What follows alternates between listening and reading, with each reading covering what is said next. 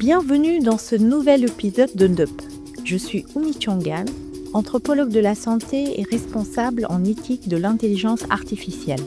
Ce podcast explore la médecine et les systèmes de santé, les violences structurelles des hôpitaux et les enjeux des coloniaux de la santé depuis le continent africain.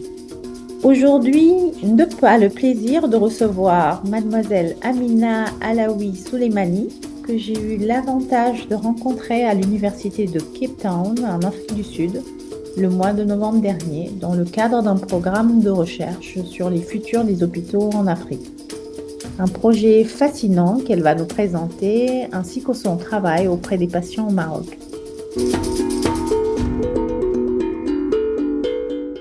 Bonjour Amina. Bonjour Oumi, bonjour. Je suis heureuse de te recevoir aujourd'hui au sein du podcast NDUP.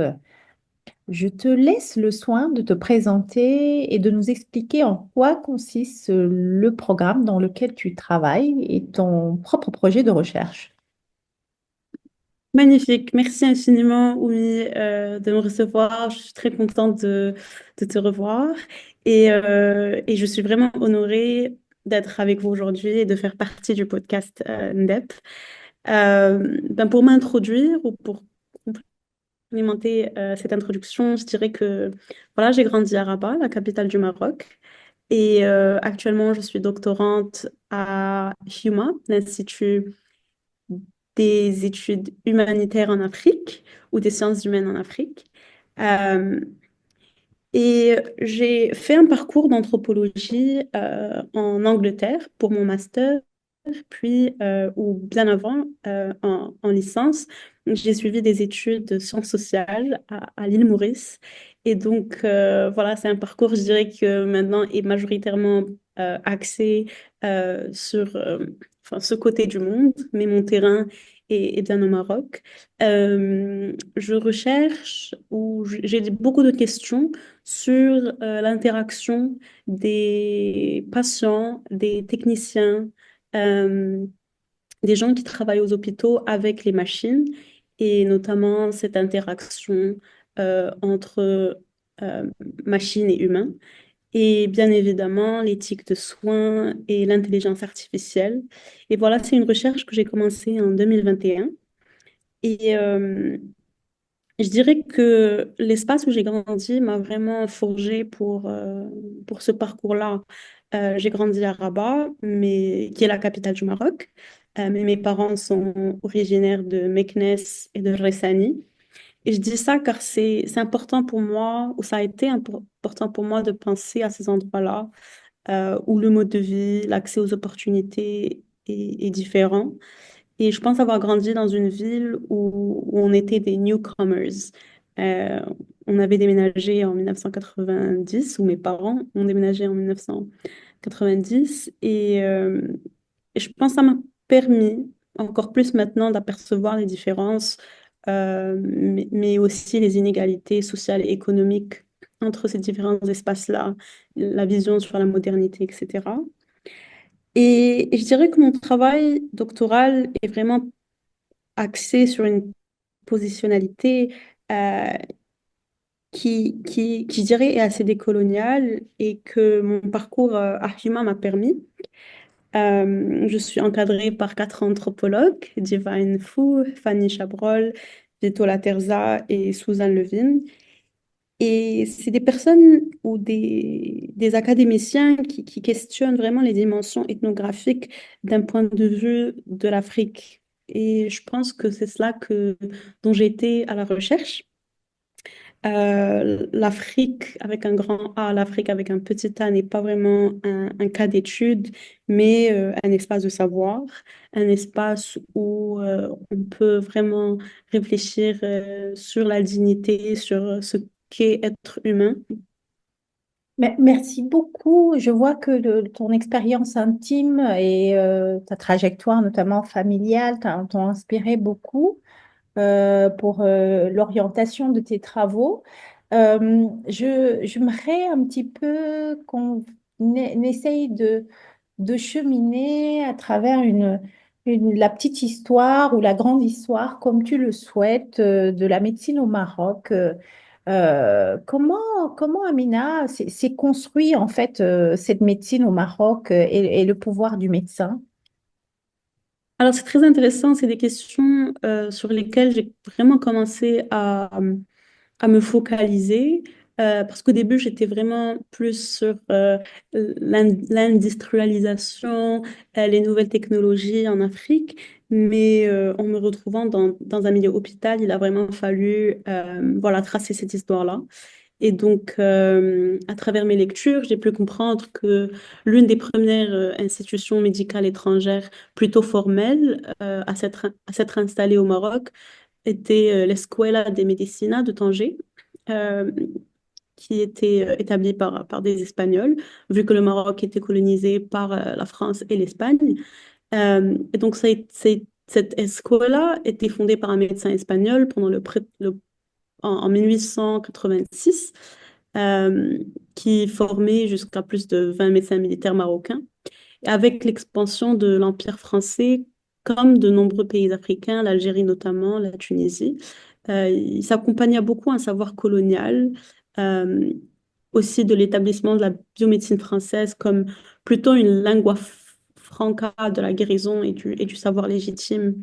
Et je pense dans l'histoire du Maroc, beaucoup de littérature venant de l'historien Abdullah Al-Aroui en écrit, l'anthropologue Majid Hennoum, et Reda Sadiqi dernièrement.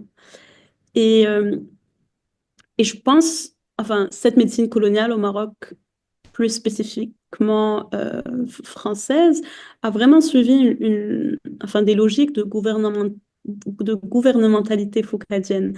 Euh, Ce qui veut dire que c'était vraiment un outil fondamental pour renforcer le régime colonial et toutes ces logiques de domination. Et donc, c'était vraiment une administration axée sur la surveillance sanitaire pour surveiller la santé de la, enfin, soi-disant population et aussi maintenir le contrôle des épidémies. Et je pense que c'était vraiment l'épidémie de syphilis qui a vraiment exposé cette gouvernementalité assez violente, je dirais. Et tu dis dans tes travaux qu'il y a eu des passerelles entre le Maroc et l'Algérie. Tu rappelais un petit peu notamment la période coloniale. Mais j'ai pu lire qu'il y avait aussi des passerelles en fait entre des pays voisins, donc tels que le Maroc et l'Algérie. Et je voudrais un petit peu que tu nous parles, parce que je sais que tu l'évoques dans ton travail, comment la figure et le travail du psychiatre d'origine martiniquaise et de nationalité algérienne, Frantz Fanon, t'a aidé à comprendre cette colonialité de l'hôpital marocain. Oui, alors, je pense que cette expérience commune de colonialisme français est vraiment notamment ancrée enfin, dans des timelines assez différents. Euh, je- France Fanon nous permet tous de vraiment voir et d'être plutôt approchés de cette violence au sein des hôpitaux. Et comme le mot que tu as utilisé, Oumi, cette passerelle, je pense que cette passerelle est assez large. Les processus de décolonisation qui ont euh, suivi l'indépendance, par exemple au Maroc, ont vu la création de principale université, dont la faculté de médecine vers les 1962. Et en fait, l'enseignement a toujours été basé sur le programme français. Mais alors, auparavant, les étudiants, soi-disant privilégiés, qui souhaitaient poursuivre des carrières médicales, se rendaient soit en Égypte, à la faculté de médecine Al-Azhar, et suivait des formations dans des hôpitaux militaires, mais aussi en Algérie. Alors, il y avait la faculté de médecine d'Alger. Et, et son objectif était vraiment de permettre aux, entre guillemets, les étudiants autochtones d'Algérie, du Maroc et de Tunisie de se former à la médecine et de suivre des cours qui étaient aussi, entre guillemets, sur mesure. Et ils étaient envoyés comme auxiliaires sous l'autorité française dans des zones ou territoires qui étaient inaccessibles à l'administration coloniale française. Et je pense que ce qui s'est passé, c'est que éventuellement la modernisation de la médecine au Maroc, peut-être tout au long du XXe siècle, a engendré un pluralisme et une hybridité médicale, parce que les conceptions islamiques et plus spécifiquement soufis de la maladie et de la guérison coexistaient avec cette science positiviste au Maroc. Et je pense que ça continue jusqu'à aujourd'hui. Il y a un très beau manuscrit par Stefania Pandolfo de voir comment les interpellations de ces institutions médicales maintiennent des noms aujourd'hui de savants pluridisciplinaires musulmans qui ont ancré leur savoir sur la médecine européenne, sur la médecine occidentale aussi. Ce que France Fanon vraiment aussi démontre, c'est que la crainte ou la méfiance envers le médecin colonial. Et c'est aussi visible dans des écrits enfin, d'académiciens marocains comme Mustafa Ahmis. Donc, parce que malgré la diffusion et l'essor de la médecine coloniale, au Maroc, une grande partie de la population, euh, jusqu'à aujourd'hui, conserve encore sa confiance et pratique enfin, dans des médecines plutôt traditionnelles, dans l'utilisation de, enfin, de medicinal herbs. Et je m'excuse pour mes mots anglais qui viennent ici par là. Je suis assez voilà, challenged en français, mais on fait ce qu'on peut. Il n'y a pas de souci. Yeah. Et je pense, principalement, son travail, je dirais, est assez central dans cette narrative parce que il n'y a vraiment pas assez de travail sur ces questions-là au Maroc, en anthropologie médicale au Maroc. Euh, je n'ai pas vraiment voyagé assez profondément dans dans la littérature de l'Algérie, mais je dirais que au Maroc, il en manque assez beaucoup. Ce qui est intéressant, c'est de penser le moment contemporain. Euh, Comme j'avais dit, les cursus académiques de médecine au Maroc ont toujours focalisé sur ceux de la France. Euh, et, et cet héritage, je dirais, que de la médecine coloniale et des interventions scientifiques est vraiment visible aujourd'hui dans la santé publique, puisque beaucoup de médecins français ont été invités à rejoindre le nouveau ministère de Santé post-indépendant.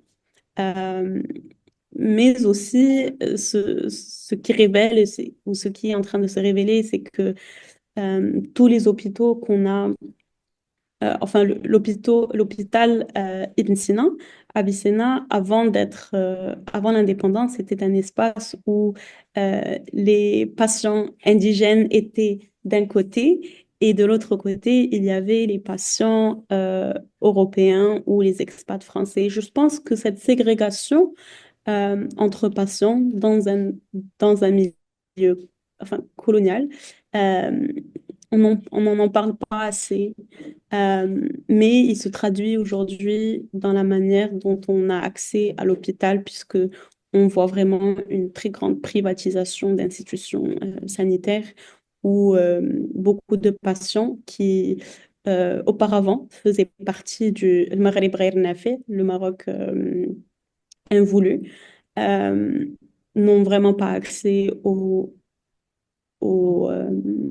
n'ont pas accès aux soins de la même manière que voilà, les classes assez bourgeoises ou la moyenne classe ou les gens qui habitent dans des milieux urbains.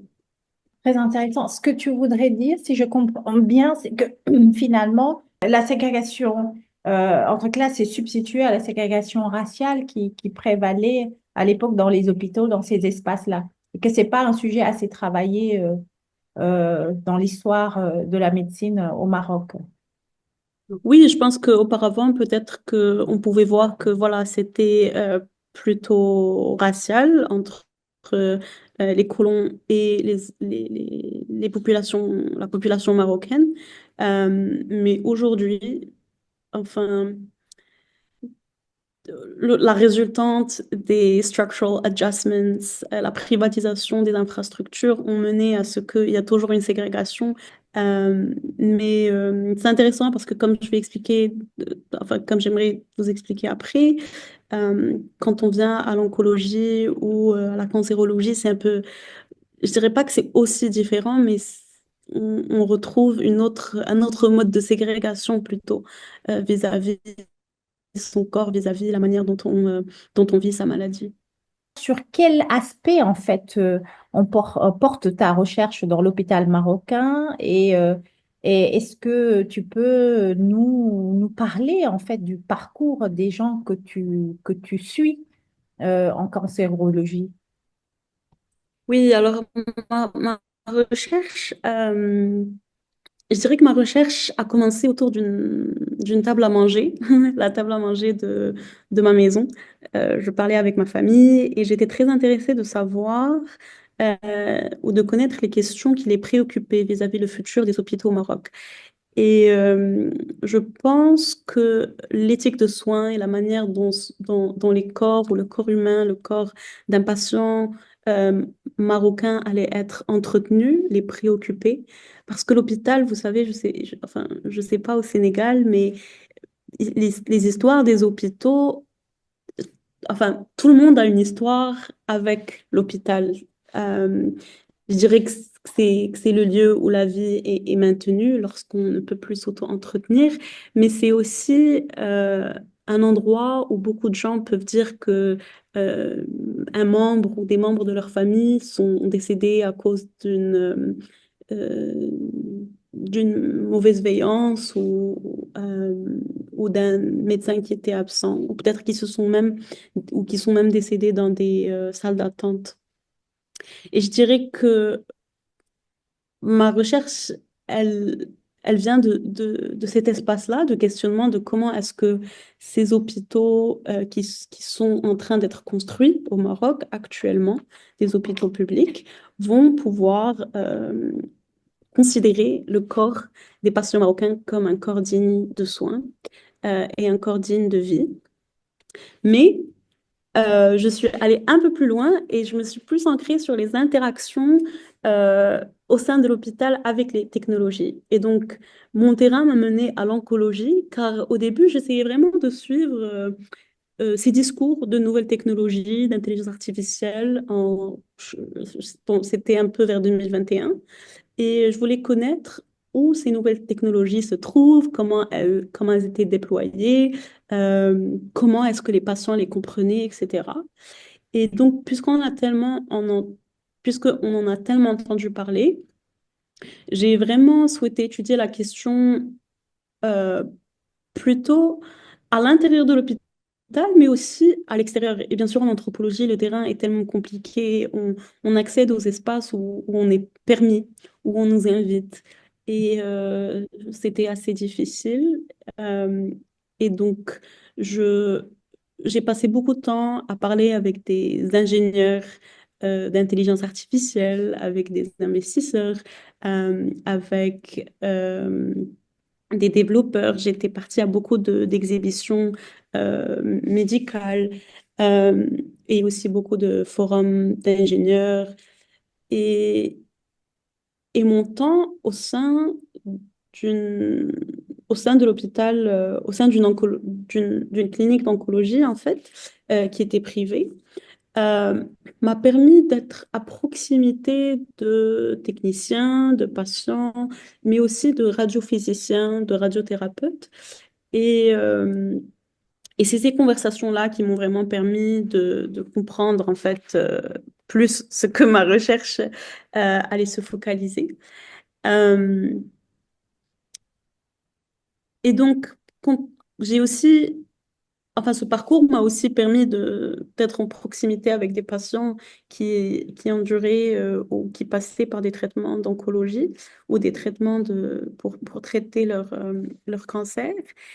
Et c'était intéressant pour moi de comprendre que, tout d'abord, le, l'hôpital d'oncologie de Rabat est bien récent. Il a ouvert en 1990. Et donc, l'oncologie en tant que discipline est vraiment assez récente et les médecins au Maroc euh, ont fait leurs études et leur parcours bien au début en France. Puis aujourd'hui, il y a beaucoup voilà, de radiothérapeutes et d'oncologues qui étudient au Maroc. Euh, et donc, j'étais vraiment intéressée de savoir qu'est-ce que les gens faisaient avant. Et c'est intéressant enfin, ça a été intéressant pour moi de découvrir que avant et même aujourd'hui, les gens avaient l'habitude de brûler leur cyste ou de brûler leur tumeur si elle est visible sur le corps. Et donc, on appelle ça le kei. Et je me souviens avoir rencontré quelqu'un à Ressani, qui est une ville à 50 kilomètres de l'Algérie, en nord-est du Maroc. Euh, et il a fait ça parce que en me parlant du cancer qu'il a eu au début des années 2000, il avait vraiment pas pu obtenir un rendez-vous après 1 an et demi. euh, alors 1 an et demi après son diagnostic. Et il a donc décidé de brûler son cou. Et pour lui, c'était vraiment la raison pour laquelle il a été guéri, puisque après, il a pu accéder à des sessions de chimiothérapie. Euh, mais pour lui, c'était vraiment ce rituel de feu qui l'a aidé à guérir et que lui-même a pu contraster ou comparer avec la radiothérapie. C'était c'était cette, voilà, cette notion de brûler euh, son corps, ou brûler cette tumeur, brûler cette partie de son corps qui l'a guéri. Et ça a été intéressant de aussi comprendre, d'après l'histoire de cet homme que j'ai rencontré à Ressani et d'autres patients, que le parcours est toujours ponctué par une incertitude, par une ambivalence, du moment où on commence à avoir des questions sur ce qui se passe pas très bien dans son corps. Et, euh, et je pense que c'est un phénomène assez répandu parce que j'ai lu de nombreuses ethnographies, auto-ethnographies ou biographies d'anthropologues et d'écrivains qui parlent de cette incertitude et de ce moment de flou. Et ici, justement, l'alphabétisation se transforme. On devient illiterate. On n'arrive pas à lire les images médicales. On n'arrive pas à comprendre son anatomie si on la voit après un IRM. Euh, et donc, cette inhabilité de déchiffrer en fait ce langage, cette inhabilité de déchiffrer les images médicales, et c'est intéressant parce que beaucoup de patients disent qu'ils n'arrivent pas à trouver d'autres moyens pour faire autrement. Euh, il y a toujours une demande pour quelqu'un qui pourrait justement les aider à franchir vers une certitude, vers un savoir qui est plus clair sur le futur, mais aussi sur le présent de leur corps et de leur santé. Et je pense que cette ambivalence est omniprésente. Euh, et encore plus avec de nouvelles technologies, parce que ce que les machines produisent sur nos corps nous est inaccessible en fait. Et on reste à la, à la merci de ceux qui peuvent défaire cette ignorance. Euh, et donc c'est un peu là, je pense, où se focalise mon travail. C'est comment penser toutes ces invisibilités que les nouvelles technologies ou visibilités que ces nouvelles technologies produisent, notamment dans le milieu de radiothérapie, mais aussi dans un processus plus élargi où beaucoup d'acteurs essayent de déchiffrer le langage des technologies avec qui ils interagissent au quotidien. J'aimerais, merci beaucoup, c'est très intéressant. Du coup, ton travail, en fait, il y a une finesse de l'approche, en fait, finalement, sur non seulement l'interaction avec ces technologies, mais la question des savoirs, la question de l'incertitude. On va peut-être délier un par un les fils de ce que tu viens d'évoquer, mais j'aimerais un petit peu que tu nous éclaires sur finalement la gestion, entre guillemets, profane de son cancer par les malades qui se brûlent eux-mêmes. Est-ce que c'est quelque chose qui se perpétue et quelle est la place en fait finalement des savoirs des patients, des savoirs populaires? À l'intérieur de l'espace d'oncologie dans cette clinique privée-là. Oui, alors j'aimerais juste commencer par dire que les patients ne se brûlent pas eux-mêmes. C'est des rituels qui sont faits par des personnes spécifiques pour lesquelles c'est un travail ou pour lesquelles c'est un don ou pour lesquelles c'est c'est un trajectoire. Euh, on ne peut pas donner son coup à n'importe qui pour brûler. Et, euh, et je pense que ça a été très intéressant de comprendre que ce qui est certain pour beaucoup de gens, ça a toujours été cette bénévolence divine. Alors les patients sont très ancrés dans dans des dialogues enfin métaphysiques vis-à-vis ce qui leur arrive. Et c'est aussi un langage qui est assez déployé par le corps médical au sein d'un hôpital marocain. Oui, il y a toutes, toutes ces évidences de ce qu'est une tumeur, de la situation du patient, mais aussi un langage assez euh, mais aussi un langage qui invoque la bénévolence de Dieu et peut-être même euh, voilà une demande à prier, à continuer d'avoir ces dialogues-là.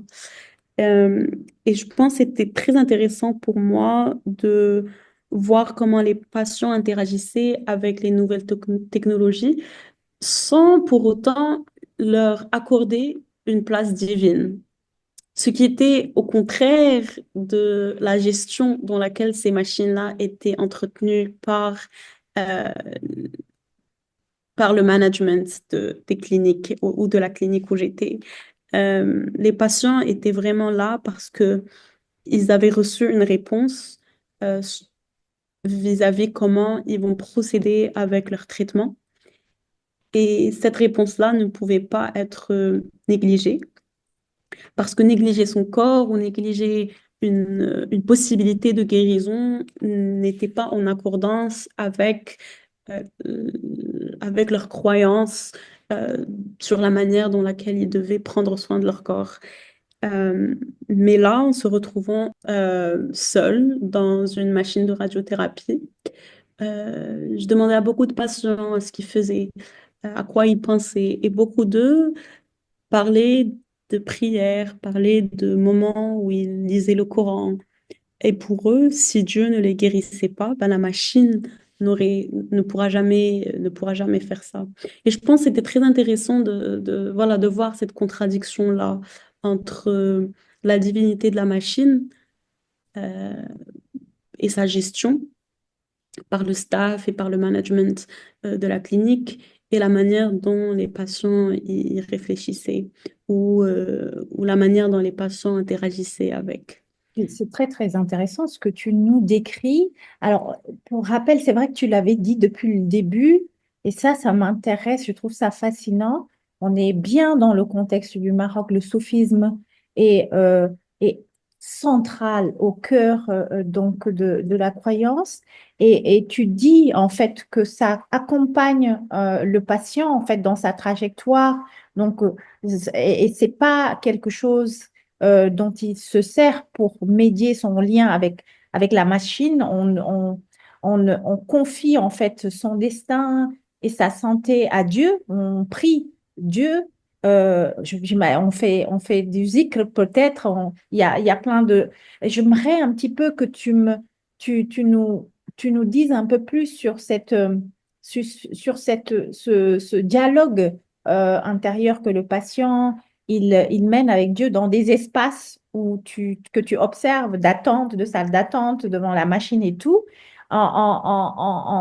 D'abord d'une part et deuxième chose, tu soulèves le fait que il y a aussi l'image, en tout cas une consécration de la machine comme machine euh, divine, en tout cas qui aurait, c'est ma compréhension, qui aurait une force euh, céleste ou divine, mais ce serait plutôt du côté de ceux qui le gèrent, ceux qui gèrent ces machines, les techniciens, les docteurs et peut-être des ingénieurs qui computérise, qui programme en fait ces machines. Est-ce que tu peux me dire comment tu as basculé ce regard entre ces deux espaces, les patients médecins, la technologie et comment ils médient, les types de médiation qu'ils font avec la figure divine?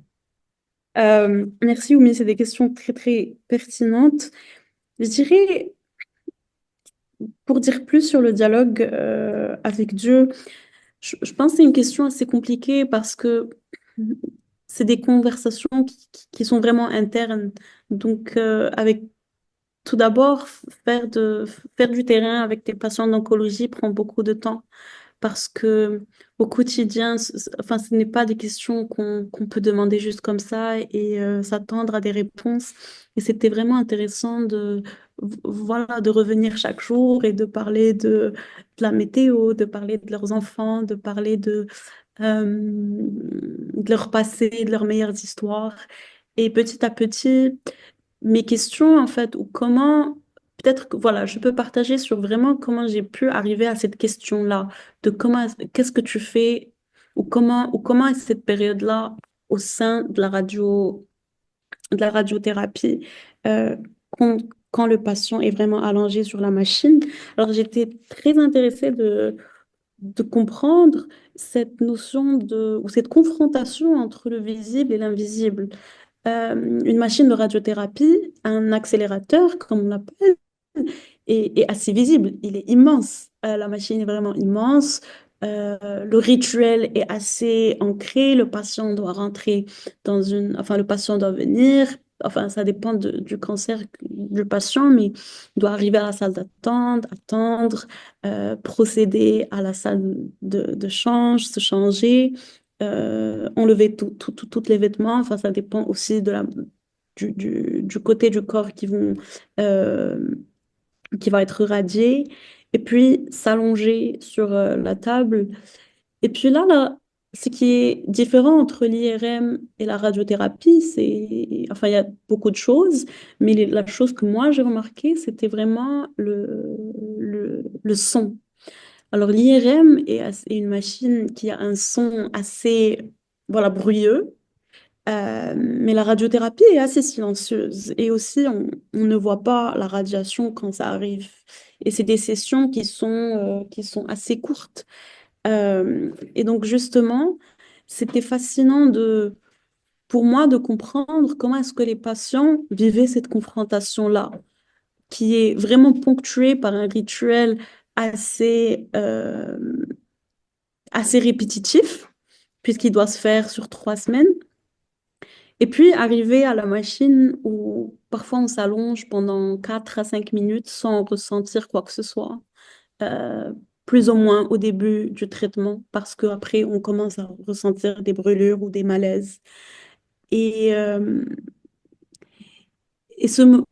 enfin, au début, je l'avais interprété comme un moment de vide et je voulais comprendre comment est-ce qu'on rend ce vide, comment les patients médient leur relation avec la technologie ou avec la machine, avec l'accélérateur de radiothérapie en ce moment-là.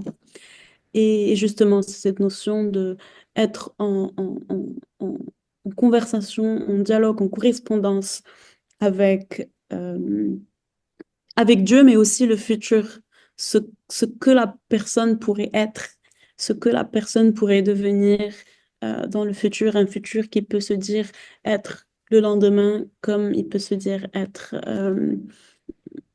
un an après ou des années après. Et en termes des techniciens et des physiciens, donc de l'autre côté, je dirais de la machine, puisque les patients sont toujours observés par des caméras quand ils sont allongés sur le banc. Euh, Bien sûr, les questions et les conversations étaient très différentes. Euh, D'abord, cette de pride ou avoir ou cette fierté, voilà, de la fierté de faire partie d'un corpus, d'un milieu qui est vraiment, enfin, la clinique était vraiment là pour permettre aux patients de vraiment être à l'aise tout au long de leur parcours de traitement, mais aussi pouvoir gérer et maintenir une machine assez spécifique, un accélérateur de dernier cri, ou plutôt une machine assez récente, était vraiment une fierté qui leur permettait un avantage compétitif par rapport à d'autres techniciens dans d'autres milieux hospitaliers ou d'autres milieux de santé. Et puis, il n'y avait pas vraiment cette conversation divine métaphysique avec Dieu en lui-même, mais plutôt une conversation avec la divinité de la machine en elle-même en termes de le temps qu'elle réduit, l'optimisation qu'elle permet vis-à-vis l'anatomie du patient et comment on le perçoit. Elle permettait des images plus spécifiques, des images 3D qui étaient bien plus dynamiques de ce que l'on connaissait avant. Et donc là, la transformation du travail du technicien, mais aussi du radiophysiciste, physicien, euh, change complètement parce que leur travail est en conversation ou leur travail est en dialogue avec une modernité qui auparavant on ne voyait qu'en Europe. Et justement, enfin, l'argument qui se fait aujourd'hui au Maroc, pas seulement dans ces technologies, mais vraiment dans beaucoup de milieux hospitaliers et je dis privés, pour préciser, et, et en relation avec le fait que beaucoup de patients n'auront plus à partir en Europe pour recevoir ces traitements-là, mais ils pourront les faire au Maroc. Et je trouve que c'est assez paradoxal parce que la plupart, je, je n'ai pas un chiffre précis, mais je dirais que les dernières recherches qui se sont faites par le Haut Commissariat au Plan démontrent que la plupart des gens dans les milieux ruraux n'ont pas accès euh, à des traitements oncologiques près d'eux. D'ailleurs, l'hôpital oncologique de Rabat a des listes d'attente qui sont incroyables. Euh, Quand je pense à la personne que j'ai rencontrée à Ressani qui me parlait de son expérience en 2000, les choses n'ont pas vraiment changé parce que et beaucoup de gens sont en train de choisir un trajectoire de privatisation, de cliniques privées pour recevoir leurs soins. Voilà, c'est intéressant de voir ce paradoxe entre ces technologies qui sont aujourd'hui euh, available, qui vont être accessibles aux patients, mais je dirais que c'est des patients euh, de classe moyenne, ce qui complique le trajectoire encore plus, ce qui complique la conversation encore plus. Oui. Ah, c'est très intéressant. Peut-être que tu vas nous rappeler tout à l'heure le contexte, mais à t'entendre, en fait, finalement, on est avec l'IA, ce qui ne change pas finalement, c'est des inégalités d'accès, en fait, qui sont toujours présents. Et les professionnels de soins que j'ai vus, que j'ai croisés, qu'on écoute en fait, qui sont plus enthousiastes parfois que des concepteurs d'IA même, pourtant nous disent que la plupart des malheurs des malades vont être réglés par l'IA ou la télémédecine, les déserts médicaux, la paperasse, la distance, l'incertitude du diagnostic, les faux positifs. Or, ce que tu nous dis, ce que tu nous décris, c'est que finalement, jamais l'incertitude et l'attente n'ont été aussi grandes et que ces technologies d'IA peut-être risquent de créer encore plus d'inégalités ou en tout cas elles sont encore pendantes, on les voit. Je vais faire, je me rappelle d'une étude que j'ai parcourue en préparant cet épisode et qui a été menée en Arabie Saoudite, et où on parle en fait d'un fossé qui serait encore plus vertigineux entre patients et médecins avec des technologies d'IA en médecine, euh, et qui effacerait jusqu'à l'expérience du malade au profit de la machine. Et on parle de crainte que le médecin disparaisse pour laisser la place au technicien qui appuie sur des boutons. Et nous, en Afrique, puisque dans le cœur de ton projet, vous pensez au futur des hôpitaux, qu'est-ce que l'Afrique pourrait proposer, vu de ton terrain? C'est peut-être une grosse question, pour résister un petit peu à cette colonisation algorithmique qui vient. Je vais donner deux exemples qui, je pense, pourraient illustrer mon point sans me perdre. Euh, alors, tout d'abord, je pense que ce que j'ai compris, c'est que les patients ont toujours besoin de soutien.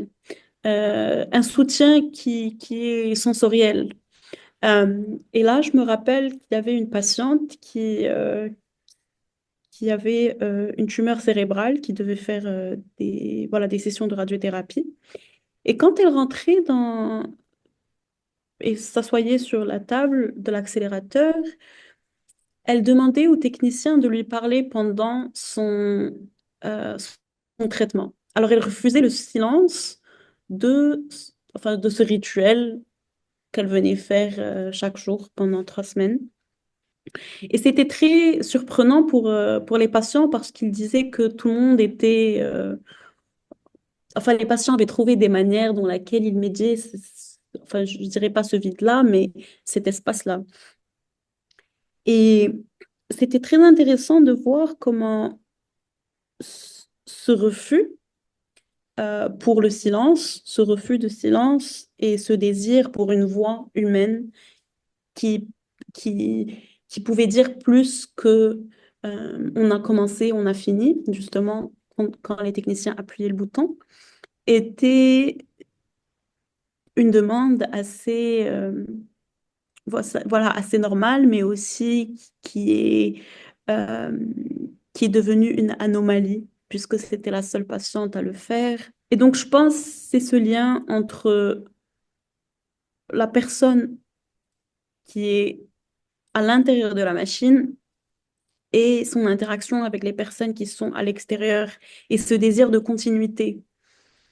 Je pense qu'avec la radiation, c'est un peu difficile, mais voilà, toutes ces discussions sur minimiser le temps de procédure, maximiser le nombre de patients est assez compliqué parce qu'il y a quelque chose qui est coupé, euh, il y a il y a un grand vide qui se laisse parce que la plupart du temps, nous avons besoin de gens qui peuvent euh, qui peuvent bridge the gap, voilà, qui peuvent remplir cet espace-là. Et justement, par exemple, quand on part chercher ces résultats d'IRM ou n'importe quel résultat, on ne peut pas lire ces résultats soi-même. On doit subvenir à l'aide de quelqu'un qui a ce savoir-là, euh, qui peut nous répondre et qui peut nous lire ce qu'on porte, mais qu'on n'arrive pas à déchiffrer nous-mêmes. Et cet investissement en IA, pour moi, pour le moment, avec ces réflexions-là et ces observations, beaucoup de discussions, me semble qu'il n'arrive pas à vraiment, enfin en Afrique, enfin, je dirais au Maroc en particulier, vu que c'est mon terrain plus précisément, euh, n'arrive pas à se focaliser sur les personnes qui déploient ces technologies-là. Et ça devient, comme vous avez dit, Oumi, c'est des rituels assez bureaucratiques qui, en fait, euh, ancrent une pensée qui est aussi bureaucratique sur l'éthique de soins. Par exemple, quand on part dans une clinique privée au Maroc, on essaie de vous créer un profil euh, afin, afin que vous puissiez devenir visible sur leur système de management de la clinique. Mais c'est intéressant que ces systèmes-là, enfin oui, ils visibilisent le patient en tant que chiffre, euh, m- mais c'est plus pour une gestion de clinique que c'est une gestion pour le patient et pour son parcours en lui-même. Quand le patient devient visible dans cette infrastructure qui pour lui est invisible aussi, c'est justement pour qu'on puisse pour qu'on puisse voilà, suivre ses paiements, pour qu'on puisse voir où est-ce qu'il a consommé médicament X ou médicament Y. Et bien sûr, il faut toujours payer avant de recevoir du soin ou recevoir le soin dont on est venu chercher. Et je pense que c'est là que cette logique de bureaucratie vraiment devient codée et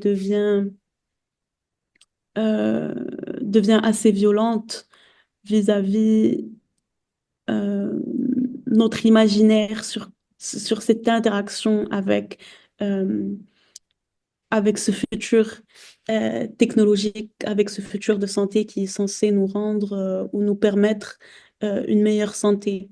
Euh, c'est ancré voilà, sur un capital assez économique et sur le pouvoir le pouvoir de payer pour son soin. Oui, c'est très intéressant parce que là, on est dans l'expérience marocaine de la digitalisation. Alors, du dossier patient, le Sénégal entame son projet de digitalisation de l'administration avec un volet justement sur le dossier patient numérique. Et si je ne m'abuse, le Maroc a commencé en 2008. Alors, est-ce que là, il y a une vigilance à laquelle j'ai l'impression que tu nous convies. J'aimerais un peu que tu nous, euh, avant de nous rappeler les promesses de la digitalisation, j'aimerais faire un rappel, une synthèse de ce que tu as dit qui est intéressant. C'est que le dossier, ici, le patient, dans son parcours, il est en fait capturé en quelque sorte par l'IA. On lui crée un profil, enfin par le numérique, on lui crée, dans la digitalisation, on lui crée un profil, mais en réalité, il n'a qu'une existence numérique. C'est pour qu'on puisse le suivre, s'il a payé, quel médicament il a acheté. Et c'est une logique bureaucratique qui est numérisée, qui est computarisée en réalité, hein. C'est très intéressant. euh, et on est en fait centré sur le capital économique et pas vraiment, on a oublié ce que tu nous sembles dire, c'est qu'on a oublié le patient dans la numérisation. Et j'aimerais que tu nous rappelles quelles étaient les promesses de la digitalisation de l'hôpital marocain et qu'est-ce que finalement tu nous convies à avoir de la vigilance après le terrain que tu as fait. Oui, merci Oumi. Et je veux aussi dire que quand le patient devient computarisé, la manière dont on l'approche, c'est vraiment de demander des questions qui suivent cette logique du logiciel. Donc, on demande ta carte d'identité, on te demande ton nom de famille, on prend toutes ces informations-là, mais on te demande jamais comment vas-tu. Ce qui me semble assez intéressant. Bon, ça arrive dans des réceptions, mais c'est assez intéressant comment cette logique du logiciel qui a été mise en place devient la logique de l'interaction humaine. Euh, et en dehors de cette logique-là, c'est vraiment comme si c'est une bienveillance qui est extra, que la personne va pouvoir donner au patient. Alors, j'ai beaucoup aimé le mot que vous avez utilisé, promesse. Le Maroc avait beaucoup commencé à parler de Digital Morocco, la digitalisation au Maroc. Mais c'est vraiment qu'en dernière, je dirais 4 années, qu'il y a eu un ministère de transformation digitale. Et puis, vraiment dernièrement, cette question de dossier numérique digital est revenue sur le point parce que il y avait je pense qu'il y avait un grand conflit de portfolio avec le ministère précédent de la Santé et le nouveau ministre et son agenda qui a décidé de rapporter ce projet-là à un autre moment. Mais en fait, quand on parle de dossier numérique que le ministère de Santé au Maroc est en train enfin, veut mettre en place ou promet de mettre en place, c'est vraiment vis-à-vis les hôpitaux publics. Mais la plupart des, des, des- des cliniques privées ont pu mettre en place ces dossiers numériques digitales. Et justement, c'est un discours de capital économique. C'est pour faire en sorte que la facturation est faite de manière directe, est faite de manière voilà, plus rapide. La santé publique au Maroc, je pense qu'il y a beaucoup d'attentes. Actuellement, il y a beaucoup d'infrastructures hospitalières qui sont en train d'être construites. Si je reviens au langage et cette médiation d'hésitation, on utilise beaucoup enfin, deux phrases que j'ai vraiment remarquées au sein de l'hôpital lui-même, qui sont l'ahsab, ça dépend, et Allahu alam, si Dieu veut. Mais aussi, voilà, ces phrases que que beaucoup de staff au sein des hôpitaux ne continuent jamais. Donc, c'est comme enfin, c'est des réponses à des questions qui, euh, qui maintiennent un air de suspension. Donc, c'est comme si on n'a pas une histoire complète de ce qui va t'arriver ou de ce qui va se passer.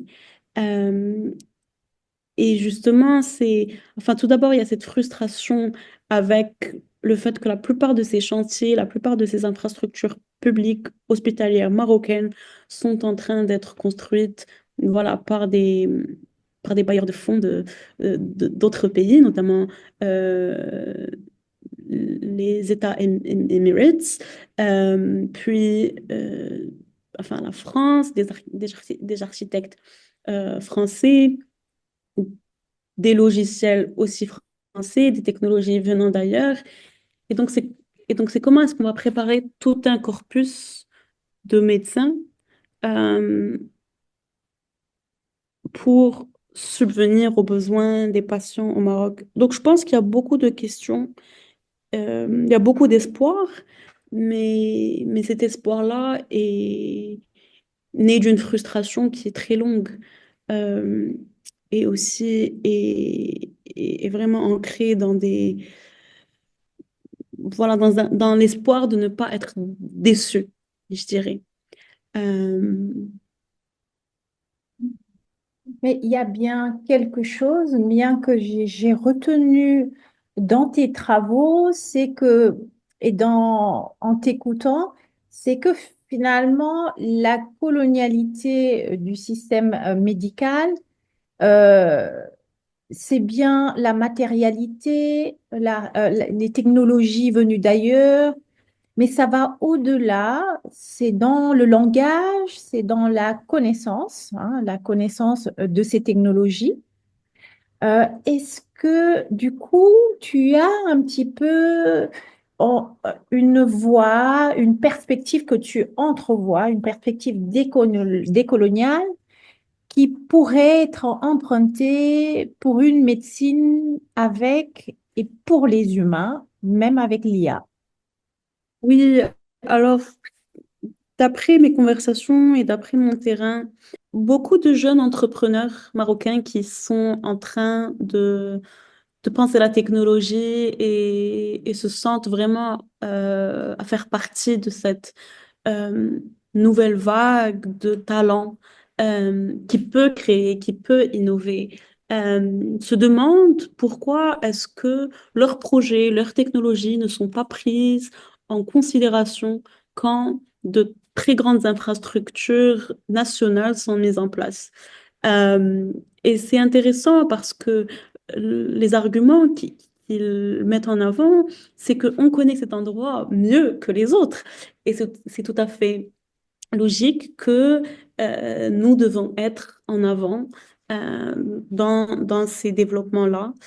Et je trouve que, voilà, je pense que cette ségrégation ou marginalisation de talents marocains dans le développement d'infrastructures nationales est très dangereuse. Je pense que l'argument de Abeba Berhan est très ardent. Cette colonisation algorithmique est pertinente partout dans le continent. Mais je pense qu'il y a une opportunité de pouvoir enfin, rapprocher les solutions de la population, rapprocher les marchés économiques du talent marocain. On parle d'employabilité, on parle de taux de chômage, mais en fait, je pense que la plupart des jeunes ont perdu espoir de faire partie de cette vague de modernisation qui ne les prend pas en compte. Euh, donc, ce n'est pas que le patient, ce n'est pas que cette interaction machine-technologie, mais c'est aussi pouvoir développer des produits locaux qui peuvent nous permettre, par exemple, de réduire le temps d'attente. Parce que, par exemple, quand une machine tombe en panne, ou un logiciel tombe en panne qui a été acheté des États-Unis ou de l'Allemagne, beaucoup de temps, on doit attendre cet ingénieur-là qui est assis ailleurs, qui ne connaît rien voilà, de l'espace où sa technologie a été implémentée. Et bien sûr, l'argument est qu'il n'a pas besoin de comprendre. C'est un, one shoe size fits all, alors que c'est pas le cas. Donc, je pense que cette pensée décoloniale est plutôt ancrée dans la matérialité et dans et dans cette pensée de comment penser une, enfin d'un point de vue assez, voilà, marxiste, comment couper cette dépendance du marché euro-américain, mais aussi comment penser toutes les créativités, toute l'intelligence, toute la brillance d'un peuple et pouvoir le mettre en premier lieu. Je pense que il y a vraiment il y a vraiment une colère, un désespoir commun vis-à-vis un futur qui n'inclut pas la plupart des gens qui vont le consommer. Euh, et je pense que beaucoup veulent repenser le présent au lieu de penser le futur et de commencer par le présent. Et je pense qu'au-delà d'être stupéfait par ces belles infrastructures, il y a vraiment un désir de déconstruire euh, la manière dont lesquelles le savoir ou la réponse, euh, désolée cette phrase, je ne sais pas comment la finir, donc je la laisse tomber. Yeah. Entendu. Yeah. Ah, je retiens le message, notamment aux ingénieurs, que la technologie n'est pas neutre et qu'il y a toute une génération d'ingénieurs qui en appellent à ce qui sont africains, qui sont marocains, à ce que on fasse confiance à leur expertise, puisqu'ils pourront toujours contextualiser ces technologies-là et les façonner de façon qu'ils répondent aux besoins en fait des patients africains et qu'on ne soit pas tout le temps en attente de l'ingénieur de l'étranger pour qu'il le répare, ces machines qui viennent d'ailleurs, et que finalement, il faut sérieusement penser à couper avec la dépendance, avec le marché euro-américain des technologies et pouvoir façonner celles-ci à l'intérieur et aussi solutionner les problèmes qui pourront être posés. En tout cas, Amina, je te remercie du coup pour cette conversation sur dans le domaine de l'oncologie au Maroc. Je te souhaite, parce que tu es en train de finir ta thèse, tu l'as pas dit. Donc, Oui. Oui, Oui, oui, pas- exactement.